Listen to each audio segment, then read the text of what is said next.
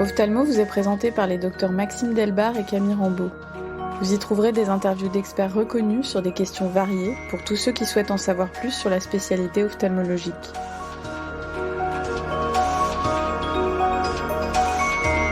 Une technique ancestrale chinoise consistait pour les myopes à poser sur leurs paupières des petits sacs de sable la nuit pour diminuer leurs troubles visuels et mieux voir durant la journée. Robert Morrison, docteur en optométrie, a réalisé les premières recherches sur l'orthokératologie dans les années 50 et cette technique a largement bénéficié des progrès de la topographie cornéenne. Elle a connu un véritable boom lorsqu'en 2002, la FDA américaine a donné son aval à l'orthokératologie avec port nocturne sous le nom de Corneal Refractive Therapy. L'orthokératologie est un principe de remodelage cornéen qui consiste à porter des lentilles de contact rigides durant le sommeil afin d'obtenir une vision nette et naturelle le jour sans besoin d'équipement visuel. Également appelée lentille de nuit, elle remodèle l'épithélium cornéen en déplaçant les cellules grâce à la force qu'exercent les paupières et les larmes sur la lentille. Cette modification de la répartition épithéliale explique également la réversibilité de la technique. Lorsque la lentille n'est plus portée, les cellules épithéliales retrouvent leur répartition régulière, effaçant l'amincissement central. Une étude de référence menée à Hong Kong entre 2010 et 2012 a montré que ces lentilles permettent également la freination de l'évolution de la myopie chez l'enfant et l'adolescent. Nous sommes très heureux d'accueillir aujourd'hui le docteur Cyrine Hamoud, qui est attaché à l'hôpital Saint-Joseph à Paris et qui travaille en libéral au centre d'ophtalmologie Sorbonne-Saint-Michel. Bonjour Camille, bonjour Maxime, merci de m'avoir invité pour ce podcast sur l'orthokératologie. Cyrine, est-ce que tu peux me dire qu'est-ce que l'orthokératologie et comment ça fonctionne ? Alors l'orthokératologie, c'est une technique réversible de correction visuelle d'une amétropie au moyen du port d'une lentille rigide sur mesure. Et cette lentille est portée la nuit durant le sommeil pendant au moins 6 à 7 heures. Alors avec ce moyen de correction, on peut corriger un myope, un astigmate, un hypermétrope et même un presbyte avec toutefois quelques limites correctives. Alors l'effet de ces lentilles n'est pas immédiat, c'est pas dès la première nuit qu'on corrige toute la correction, mais l'effet est un peu progressif en fonction de la métropie à corriger et de la puissance de correction, et ça peut prendre quelques jours pour avoir une correction complète. Depuis combien de temps cette technique existe-t-elle et comment a-t-elle évolué avec le temps ? Alors, l'orthokératologie, c'est une technique finalement assez ancienne, qui a une vingtaine d'années. Et comme la plupart des bonnes idées, c'est le résultat d'une erreur. Alors, dans les années 60, un ophtalmologue américain avait constaté déjà qu'en équipant un myope avec une lentille rigide plus plate que la cornée du patient, on arrivait à diminuer son niveau de myopie pour quelques heures. Et alors, les lentilles ne tenaient pas parfaitement, évidemment, sur l'œil, et cela était valable pour une amélioration d'1 à 2 dioptries maximum, mais le constat était là. Alors, avec l'avancée des techniques de fabrication des lentilles, c'est vers la fin des années 90, début des années 2000, qu'on a pu perfectionner le design de ces lentilles avec des lentilles à plusieurs rayons de courbure, justement pour les stabiliser, donc avec des lentilles dites quadricourbes à géométrie inversée, afin justement d'arriver à aplatir la cornée du myope initialement et de garantir un bon positionnement des lentilles. Et c'est un peu plus tard, vers 2005, qu'on a eu les premières études chinoises qui décrivaient chez des enfants myopes équipés en orthoca un ralentissement de l'évolution de la myopie.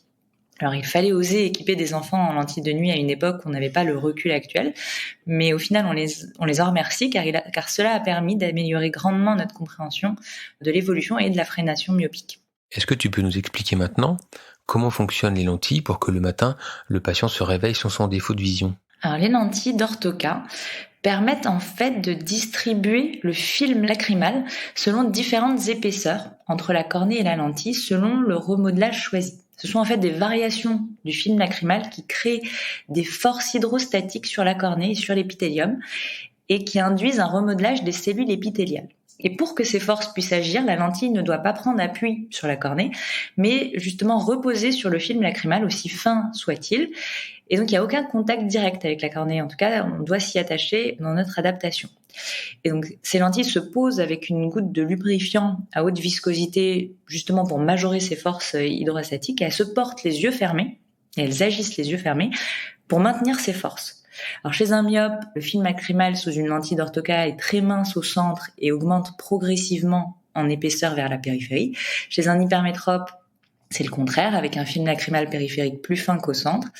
Et pour les astigmates, il s'agit de faire varier les méridiens de la lentille pour exercer une pression homogène en cas de cornée avec un astigmatisme périphérique. Donc dans tous les cas, il faut que la lentille soit bien centrée. Donc ça, c'est aussi une valeur importante. Il faut que la périphérie de la lentille lui permette de bien se positionner en regard de la pupille. Donc le diamètre est aussi très important, justement pour avoir une bonne vision dans toutes les conditions d'éclairage. Sinon, on n'y voit pas clair. Et chez le presbyte, comment ça marche ? Alors pour le presbyte, c'est toujours un peu plus compliqué. C'est une façon de corriger un peu différente chez le myope et chez l'hypermétrope. Alors chez un myope, on a une amélioration en orthokératologie de la vision de près et intermédiaire par l'anneau de remodelage périphérique naturel lié à la pose de la lentille d'orthocat. En fait, quand on pose une lentille d'orthocat chez un myope, on aplatit le centre, mais on crée un petit bombement périphérique qui donne à peu près l'équivalent d'une lentille à vision moins centrale.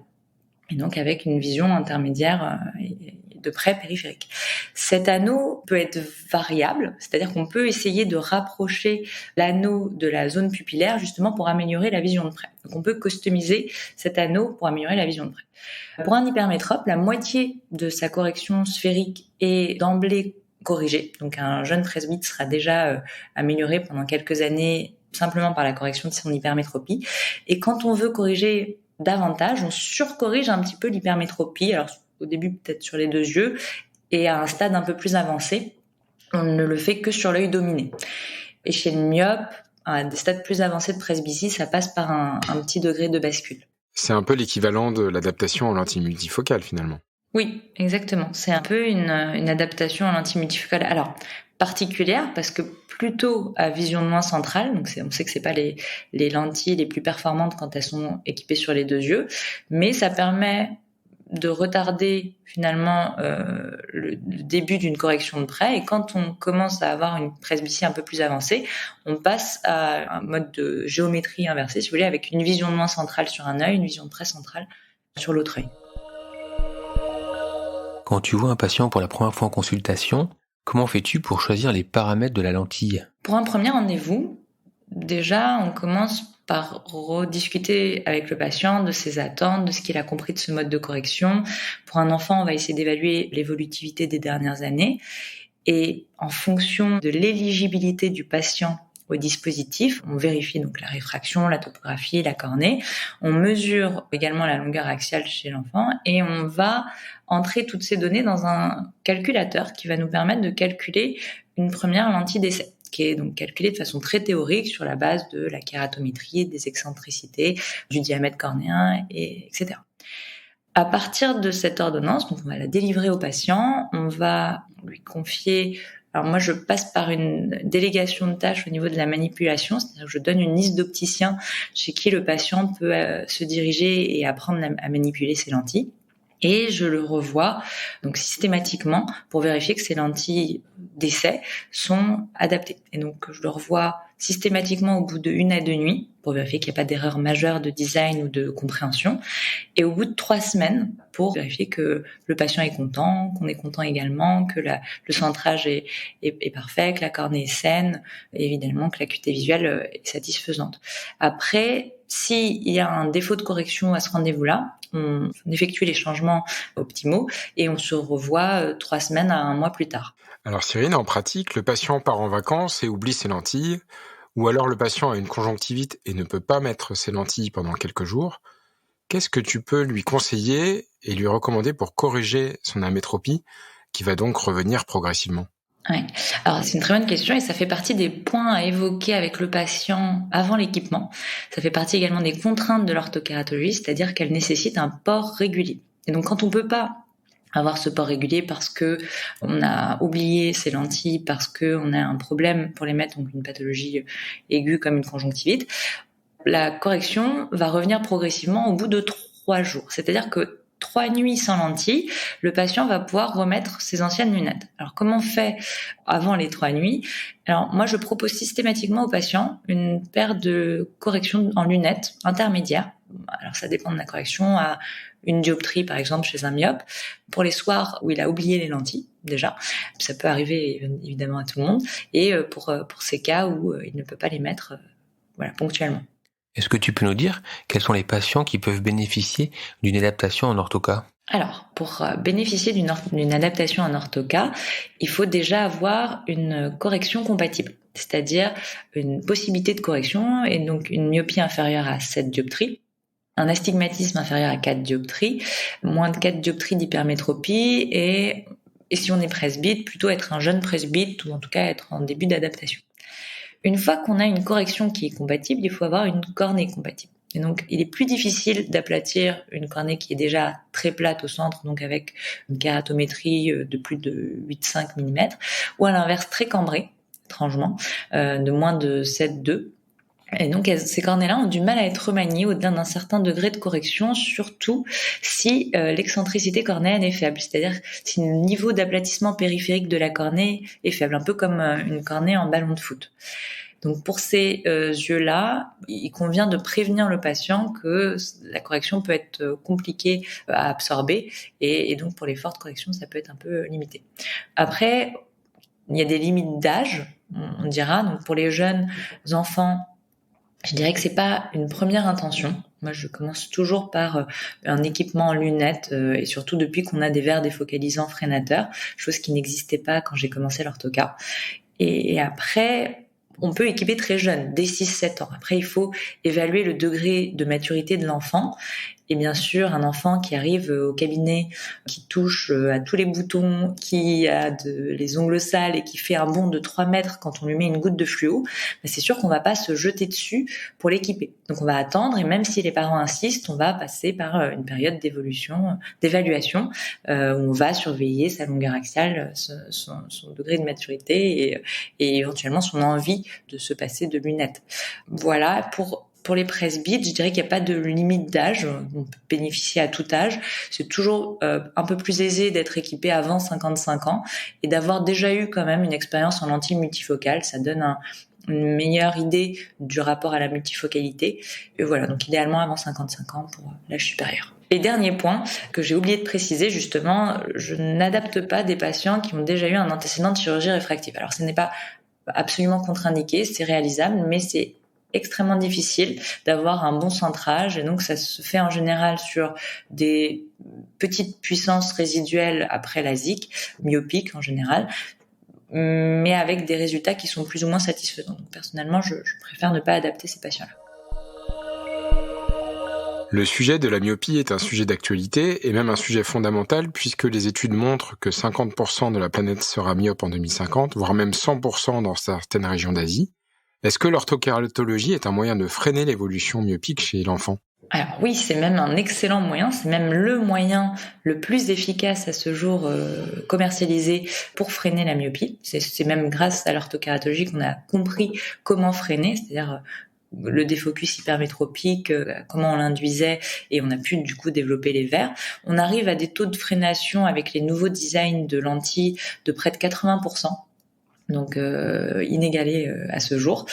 Alors initialement, on n'avait pas ce degré de freination, on avait plutôt des degrés de 40% de freination. Alors comment on a amélioré ça ? On s'est rendu compte qu'en customisant l'anneau de remodelage, en le rapprochant du diamètre de la zone optique centrale et en l'adaptant au diamètre pupillaire du patient, on arrivait à des degrés de freination plus importants. Donc on n'a pas les mêmes designs chez les enfants que chez les adultes, justement pour induire un meilleur degré de freination et on l'adapte aussi en fonction donc, de l'âge et de l'envie de freiner qu'on a. On n'aura pas le même degré de freination chez un enfant qui est déjà très myope à 6 ans qu'un enfant qui est moins myope à 14.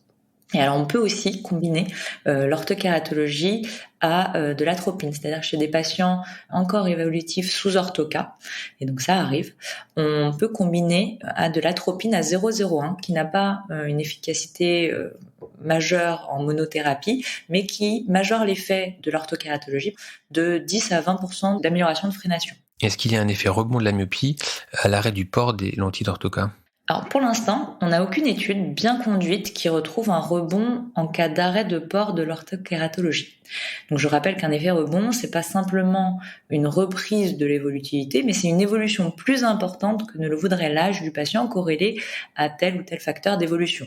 Et donc, comme il est relativement difficile de mettre en évidence cet effet rebond, s'il y en a un, il vaut mieux, par précaution, en commençant l'orthokératologie, partir sur un port de plusieurs années, et au moins jusqu'à 14 ans, voire jusqu'à 18 ans si possible. Et bien sûr, on peut même continuer plus tard si on souhaite. Et la mise en évidence de cet effet rebond est de plus en plus difficile, car il est bien plus difficile qu'avant de conduire des études avec des groupes contrôle sans mode de freination. C'est-à-dire qu'il y a très peu de parents qui acceptent de mettre leurs enfants dans des études où ils n'ont pas de traitement freinateur. Donc ça risque d'être toujours assez difficile d'évaluer cet effet rebond. Quelles sont les contre-indications les plus courantes à l'adaptation en orthokératologie ? Alors, dans les contre-indications, on a tout d'abord les irrégularités donc de surface, telles que le kératocone ou un astigmatisme irrégulier. On a une contre-indication plus personnelle, qui sont les dystrophies de Cogan ou épithéliales, car je ne suis pas à l'aise dans la perturbation du film lacrymal sur ces cornées. La présence d'un astigmatisme interne, car un peu comme les lentilles rigides standards, on corrige bien l'astigmatisme cornéen, mais pas qui vient de l'intérieur de l'œil, donc elle ne sera pas corrigée en lentille d'orthoca.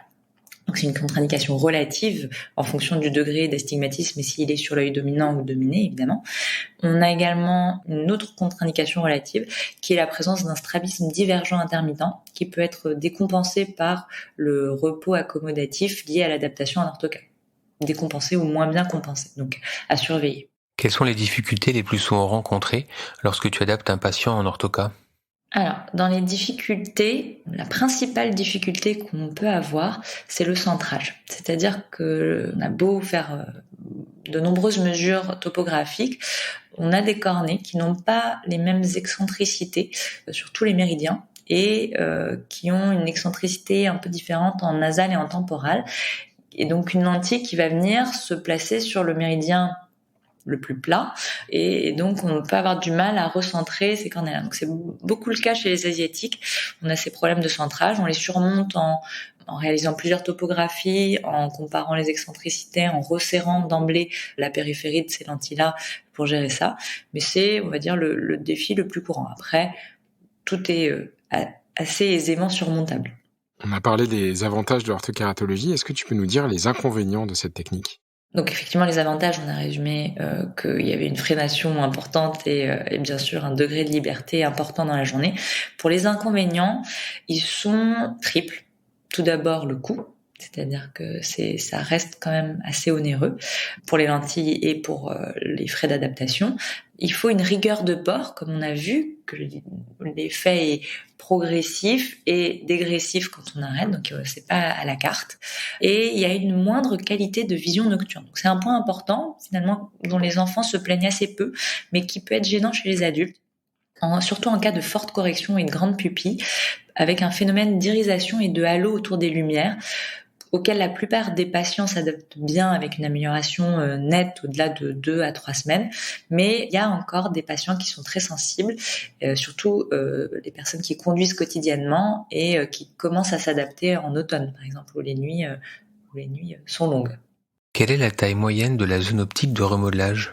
Alors, la taille moyenne, donc la taille, vous avez vu qu'on peut la faire varier. Chez un enfant, on a vu qu'elle était plus étroite justement quand on veut freiner. Quand on veut pas freiner, il n'y a pas cet intérêt-là. Donc elle doit être inférieure à 5 mm. Et chez un adulte, elle est plutôt autour de 5 à 6 mm. Alors ça varie en fonction de la correction du patient. Alors tu nous as parlé tout à l'heure de l'inconvénient du coût. Est-ce que tu peux nous dire en pratique combien ça coûte ? Alors le coût, il est d'environ 300 à 450 € par an pour les lentilles, en fonction de l'âge du patient, avec des labos qui font bénéficier les enfants d'un coût de lentilles un peu moindre. Et donc à cela, il faut rajouter le prix de l'entretien, avec des produits qui peuvent aller de 15 à 30 € par mois. On ajoute également le coût d'adaptation, qui est propre à l'ophtalmologiste, qui inclut 3 à 4 visites, donc soit un coût de 200 à 400 € de frais d'adaptation en général. Et voilà, et donc c'est un renouvellement annuel. Donc ces lentilles, elles ont un coût annuel. Donc le forfait d'adaptation est juste à régler initialement. Après, c'est une consultation par an. Concernant l'entretien, j'imagine que c'est comme n'importe quelle lentille rigide ? et quasi, effectivement, sauf que quand on dort avec des lentilles, on a davantage de dépôts de protéines et de lipides qui sont dans les larmes, parce qu'on n'a pas en quelque sorte l'effet essuie-glace du clignement qu'on a avec des lentilles rigides portées la journée. Donc on a davantage de dépôts. Donc il convient de les nettoyer avec des produits qui vont davantage déprotéiniser. Donc on recommande davantage d'utiliser des produits oxydants, avec une déprotéinisation soit hebdomadaire, soit mensuelle en fonction des patients. Alors il faut aussi prévoir, alors c'est pas de l'entretien en tant que tel, mais d'acheter une goutte de lubrifiant à haute viscosité à poser dans la lentille. Est-ce qu'il y a un risque d'infection ou d'autres complications liées à l'utilisation des lentilles d'Orthoca ? Oui, bien sûr. Il y a toujours un risque avec les lentilles, que ce soit avec les lentilles de nuit ou d'autres lentilles. Il y a un risque de mésusage. Voilà, de pas renouveler son liquide tous les jours, de pas nettoyer correctement ses lentilles, de pas se laver les mains, évidemment. Après, on a un risque qui est un peu plus propre aux lentilles de nuit, qui est lié aux zones de frottement potentiel. Donc une mauvaise adaptation avec une kératite induite par un contact, voilà, évidemment potentiel, ou un trop faible lit de larmes au niveau d'une zone de la lentille, donc peut amener à une porte d'entrée infectieuse. Donc une kératite a une porte d'entrée infectieuse. Donc il convient dans nos adaptations de vérifier donc l'intégrité de la cornée et de corriger tout décentrement qui peut être lié, qui peut induire ce genre de complications. Alors il faut rassurer évidemment les ophtalmologues vis-à-vis de ces infections. Les seules que j'ai vues, étaient dans le cadre de décentrement. Et les études qui ont pu être publiées avaient été conduites en Chine et n'étaient on n'a pas du tout la même façon d'adapter, donc c'était pas du tout médicalisé ces adaptations. Et depuis que justement c'est médicalisé, il y a aucune étude qui a révélé qu'il y avait plus d'infections en Orthoca. Quel conseil donnerais-tu à un ophtalmologiste qui envisage de commencer à adapter des patients en Orthoca ? Alors pour un médecin qui débute, déjà je l'encourage vivement à commencer, car c'est extrêmement gratifiant. Et après de s'armer de quelques aides. La première étant d'essayer de se reformer ou de se former à la lecture des lentilles rigides, à la lecture d'une image fluo de lentilles rigides, à se remémorer les bases d'adaptation, c'est-à-dire quand on fait varier le rayon d'une lentille rigide, on fait varier sa puissance, parce que ça aide dans le calcul des lentilles et dans le recalcul des lentilles. On peut également s'aider des laboratoires qui sont justement très présents pour les médecins, qui peuvent venir même en consultation parfois pour analyser les lentilles avec, ou alors au téléphone qui peuvent être très présents quand on envoie les images fluo des lentilles et également des images topographiques pour le calcul des lentilles si on a peur de passer par un calculateur au début. Et bien sûr de commencer facile, c'est-à-dire de commencer avec des patients aisés à équiper, donc des myopies faibles, de -4, avec un astigmatisme assez faible, d'éviter évidemment la correction d'un presbyte ou d'un hypermétrope qui demande un tout petit peu plus de complexité. C'est le moment de passer à la question du patient. Ce sont des questions qu'on entend souvent en consultation. Oui, Cyrine, on entend parfois les patients nous dire « Mais pourquoi je n'ai jamais entendu parler de cette technique ?» C'est une excellente question qui revient en effet très souvent. Les patients viennent en pensant que c'est une technologie toute nouvelle et qu'ils ont justement très envie d'essayer parce qu'elle est nouvelle. Et finalement, on leur explique que ça a une vingtaine d'années. Alors finalement, moi, je trouve que c'est plutôt rassurant. On peut leur dire qu'on a beaucoup de recul dessus et que justement c'est très sécuritaire, que on sait que la cornée revient à la normale assez rapidement, qu'il n'y a pas de problème de tension oculaire ou de déformation secondaire. Et souvent, ils en entendent parler plus par les réseaux sociaux ou par Internet ou par des amis équipés, évidemment, que par leur ophtalmo. Alors, on a une sorte de frilosité, toujours, parce que on sait que pour la pénétrance d'une technologie, en général, il faut une dizaine d'années. Et donc, on se dit, pourquoi l'Orthoca, qui a une vingtaine d'années, ne se développe pas plus? On a des taux d'adaptation qui sont à peu près stables, de 1 à 2%, ça représente 1 à 2% des lentilles. Et pourquoi les ophtalmos se forment pas davantage? Parce que c'est vrai que ça demande un certain nombre de connaissances en lentilles rigides. La contactologie a quand même une réputation d'être chronophage et peu rémunératrice. Et encore, souvent, on a une réticence des ophtalmos à gérer un port nocturne de lentilles. On a peur des infections et on comprend, mais il y a vraiment une réassurance à avoir là-dessus. Alors sûrement aussi parce que c'est des lentilles rigides, mais on a quasiment pas ou extrêmement peu d'infections en orthoca quand c'est bien adapté. Et alors après, il y a aussi le fait que les laboratoires, donc on a bien vu la percée incroyable des verres défocalisants et on est absolument ravis de ça. Donc on voit que les laboratoires, les verriers ont un lobbying et une puissance commerciale qui est bien plus forte aussi que les laboratoires de lentilles. Et je pense que ce moindre pouvoir de communication, voilà, est aussi lié à la moindre diffusion de l'orthokératologie. Il est difficile de prédire l'avenir, mais quelles sont selon toi les avancées à attendre en orthokératologie ? Alors, est-ce que c'est une avancée ou un développement ? Je pense que un développement majeur à avoir prochainement, c'est d'avoir une meilleure customisation de la zone centrale des enfants myopes évolutifs afin de corréler le diamètre pupillaire dans le choix de la lentille et d'adapter la zone optique de la lentille à ce diamètre pupillaire, à l'âge du patient, au sexe de l'enfant et à d'autres facteurs de risque afin de ne pas induire trop de flou en freinant, parce que c'est le risque quand on réduit la zone optique, et d'induire justement une freination optimale en fonction de l'âge du patient, en recherchant dans des abacs de projection de myopie en fonction de l'âge et de la longueur axiale. L'une des autres avancées serait, et je pense qu'on verra ça prochainement, serait l'arrivée des lentilles cornéosclérales qui permettraient justement d'adapter des patients avec des antécédents de chirurgie réfractive et surtout de mieux gérer les décentrements et de corriger justement des astigmatismes plus élevés, par exemple. Merci beaucoup Cyrine, merci pour ton expertise et merci pour ton accueil ici au COS, c'était passionnant. Merci beaucoup Cyrine pour ta précieuse contribution à cet épisode sur l'orthokératologie. Nous serons très heureux de te retrouver au premier week-end d'échange Rétinax qui se déroulera du 15 au 17 décembre à Val Thorens, dont le thème est la myopie dans tous ses états. Je vous remercie de m'avoir invité tous les deux et de m'avoir convié pour ce podcast. Et je convie nos auditeurs à notre premier congrès du groupement Rétinax qui se déroulera à Val Thorens, comme tu l'as rappelé Maxime, du 15 au 17 décembre et qui sera une sorte d'EPU autour du thème de la myopie et un peu de ski quand même. Ophthalmo est disponible sur toutes les plateformes d'écoute. Si l'épisode vous a plu, laissez-nous un avis et partagez-le.